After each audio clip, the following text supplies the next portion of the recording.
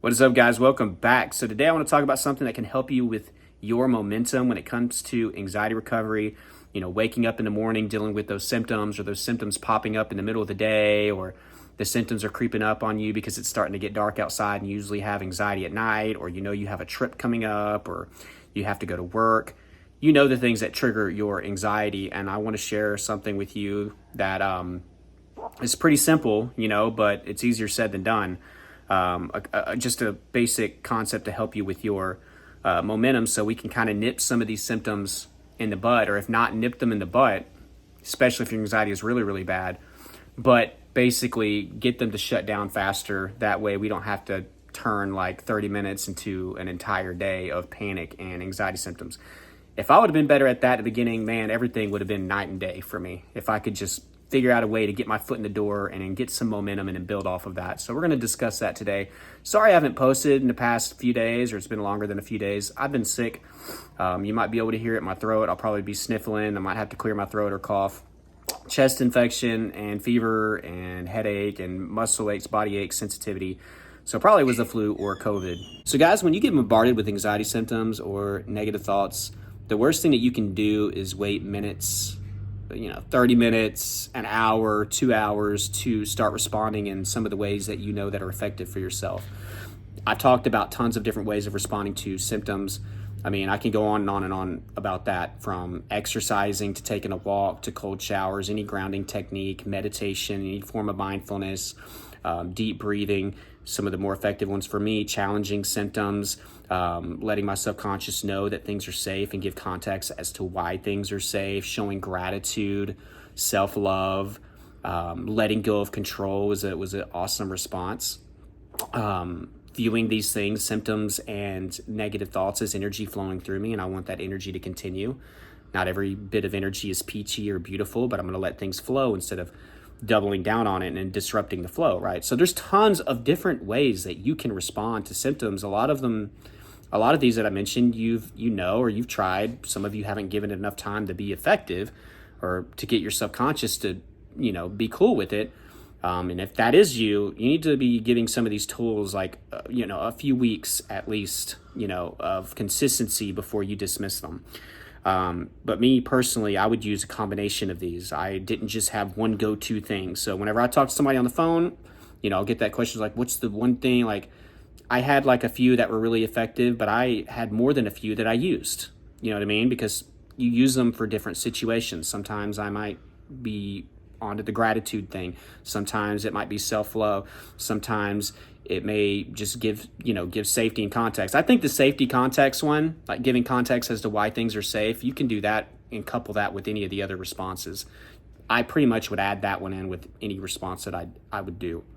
But anyways, I would use a bunch of different responses. Something that I was not good at, okay?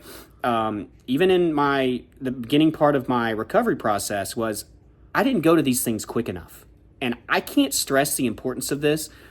Probably one of the longest things for people to catch on or to master is responding the right way fast. Because when these symptoms hit, when these thoughts hit, we are not, first of all, meant to be rational. We're not meant to be rational. We have the old ways of thinking. Even though we're working on new neural pathways, new ways of thinking, we're constructing those roads. We still have those old roads that are right there, right? And they've been used pretty freshly, right? So we have like those tendencies to go down that wrong path. We're trying to build new ways of thinking. We're trying to rewire, right? We want to have another track, right? Another option to go to. But we do that by getting in there quickly and doing this whenever we have symptoms or negative thoughts. Guys, if you have one negative thought and you wait even like 2 minutes, you probably have already thought 10 to 15 other negative things within that 2 minutes.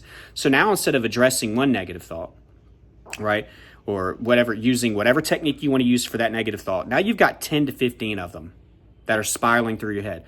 I could have some chest pain, right? And usually the symptoms and the thoughts for me would go hand in hand together. I could have some chest pain. So my chest would hurt. I'd be like, oh my God, what's that? That doesn't feel good, right? Oh man, what if this is a heart attack? What if the doctor misdiagnosed me? Maybe I need to go back and do all the other testing. Oh my God, I'm too young to die. What's going to happen with my kids? What's going to happen, with my wife? oh my God, she's going to find somebody else and be happy again, and I'm just going to be dead. What's my funeral going to be like? What are they going to say at my funeral? You see what I mean? It's like I'm manifesting something, and I'm not really, it's not going to happen because of it, but it's like I'm making it my reality almost, right? And I would spiral, and I would do this with everything, guys. How's that trip going to go? Or, oh my God, what if this happened? I mean, I would catastrophize. It's catastrophizing at its finest is what I would do. What I was not good at was getting in there really quickly and using some of the things that I know that help me and the things that I know I need to be saying. I wouldn't do that within a few seconds. So I want you to try to get your time within a few seconds. You're not going to be perfect at it, okay? But let that be your theme. Let that be your theme. Within a few seconds, I want to say some of the stuff that I know that I need to be saying, or going to some of these. For some of you, your anxiety is so bad right now, it's hard for you to think about anything or say anything that, like, just getting in a cold shower or going for a run is a way to build momentum. But go do it quickly. Don't wait around, right? And then on the symptom end, say my chest starts to tighten up and I wait 20 minutes. And of course the thoughts are happening too, right? And my chest is just getting tighter and tighter and tighter. If I wait 20 minutes and then I'm like, okay, things are okay because of XYZ, like my subconscious is like so like dug into dirt on this one, right? Like, because I've been just pouring fearful responses back to the subconscious, that even whenever I start trying to say the right stuff, it's like, well, for the past like 20, 30 minutes, you've been telling me that we're going to die, right? So now we have to just like, it's like it takes even longer for us to say the right things or to do some of these actions, or maybe it is going to meditation or mindfulness, breathing, any of these things, guys. I just want you to view the tools as being probably less effective the longer that you wait to use them. Now, I don't want you having to make your whole day about keeping anxiety away. This is where things get gray. You have to pick and choose your battles, and you have to do that for yourself. I can't tell you when you need to do this and that, right?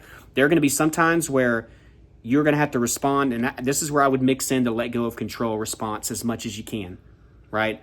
That can still be a response, and you can respond that way quickly. I'm letting go of control. I'm letting go of control. That's one you can always have, that you can go to whenever you have the little minor symptoms or the minor thoughts.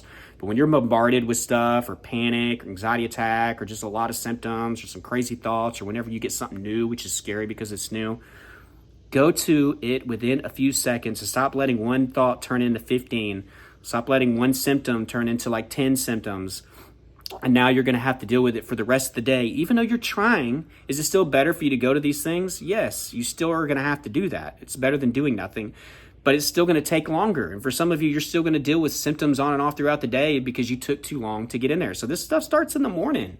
And for a lot of you, that's whenever you have the highest amount of anxiety. For me, it was morning and evening. So I would focus on those times for me personally whenever I was going through this. If you made it this far in the video, go down below in the comment section and I want you to put in all caps, I will respond faster. I will respond faster. If you want more help with your anxiety recovery process, I dealt with panic disorder, had panic attacks daily, health anxiety, it was crippling, every symptom in the book.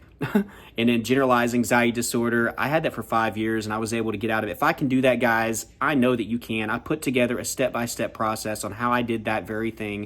It has a bunch of downloadables, close to 100 videos that'll walk you through that process. It's going to be in the description, and in the first pinned comment. I'm going to read you a review real quick. I've watched several people's videos, but I just clicked with yours. You were speaking my language because I wanted to recover. And with your help, your videos, and boot camp, today I can say that I have. Thank you. You gave me something that doctors couldn't even give me over the years. I'm forever grateful. So be a part of that, guys. One-on-one coaching information is down there. If you want to get on the phone with me, I'll send you that information via email. And then there's a link for online therapy and my socials. Guys, I love you all. Sorry again for the delay, and there'll be more videos coming out as I start to feel better. But until next time, guys, keep fighting. Bye.